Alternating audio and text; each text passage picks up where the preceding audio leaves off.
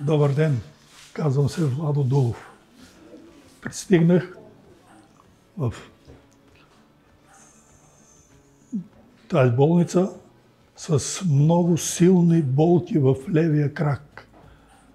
Просто не можех да хода. Не можех да хода до тоалетната 10 крачки.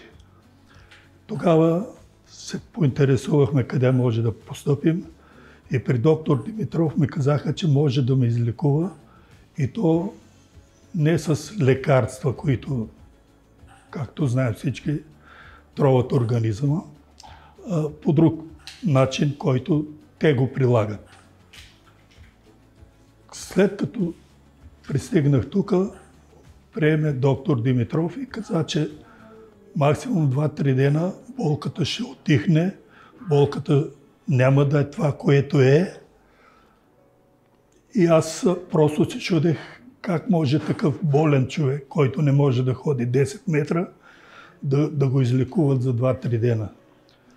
В смисъл не е напълно излекувана, а да олекне болката, за да мога да се придвижвам. И това се случи. Благодарение на него, на целия екип, който прилагаше всякакви мерки, полагаше грижи, за да може болката колко се може по-бързо да отмина. И на втората седмица вече почувствах, че може да се казва, съм напълно здрав. Тази болка, която имах, това, което не можех да хода, от болката беше кръста и левия крак. Левия крак целия в мускулната част не може, като настъпа, болките са толкова силни, че спирам, трябва да почина малко, да олекнат болките и да тръгна пак. Това са и то да се придвижвам с 5-6 метра.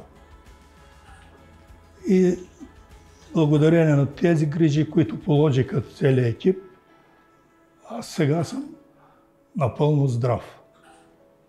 И искам да изкажа благодарност на него и на целия екип, който се грижише за мен.